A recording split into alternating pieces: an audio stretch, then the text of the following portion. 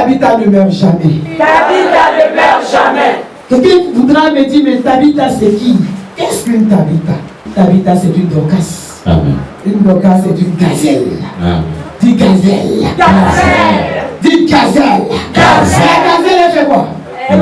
La gazelle est une petite antilope. En hébreu on l'appelle Tsebi.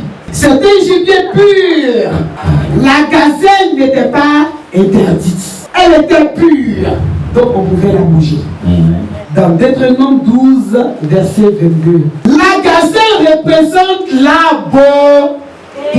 Et elle représente la grâce et l'amour. La gazelle est calme, sereine. Et elle échappe à ses poursuivants. C'est-à-dire, si un ennemi commence à poursuivre une gazelle, elle est calme, elle discerne, donc elle a le temps de se préparer pour s'échapper. Donc quand ses ennemis arrivent, elle sait que ses ennemis sont en train d'arriver. Elle bondit avec une grande rapidité.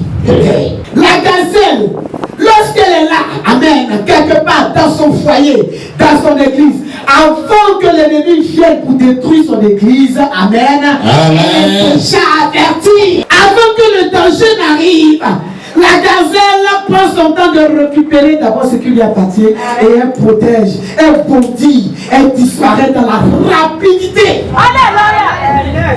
Amen, amen. De telle sorte que quand tu arrives, la gazelle n'est plus là. Elle prend sa position et part. Amen. Femme, une gazelle ne doit pas jouer. Ton mari, c'est ton mari. Ton mari, c'est ta vie. Après Dieu, c'est ton Seigneur qui est. Ton mari, c'est ta partie. Amen. Amen. Tu comprends? Il y a des femmes qui viennent à l'église exprès juste pour venir prendre le pasteur. Mais à côté du pasteur, il y a la gazelle. La gazelle agit, dit agit. Agis. Elle parle pas trop, mais elle démontre à ses yeux. Lorsqu'une Tabitha tombe, elle est malade et qu'on dit même qu'elle est morte, à cause de ce qu'elle n'a pas peur et qu'elle agit. Elle s'occupe des veuves et des orphelins. Elle s'occupe de son église. Amen. Elle s'occupe de l'œuvre de Dieu. Elle donne, elle se dépouille, elle intercède. Elle vit pour l'œuvre, l'avancement de l'œuvre de Dieu. À cause de ce qu'elle est comme ça, même quand elle tombe malade, même quand elle meurt, il y a toujours des personnes qui viendront prier, pleurer pour que les Tabitha se ressuscitent. La Bible dit dans le livre de Jacques que la pure religion, c'est de s'occuper des veuves et des orphelins. C'est ça que Dieu recherche dans nos églises. Être disposé pour l'autre. Ne pas laisser ton prochain souffrir. Ne pas être tout seul à amasser.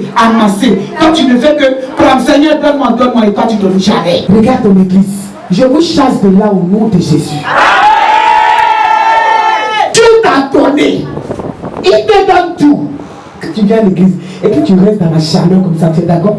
Le temps des chaleurs pour moi c'est fini. Amen. Quand un vrai adorateur a des problèmes, alléluia, Dieu se rappelle de tout ce qu'il a fait. Amen.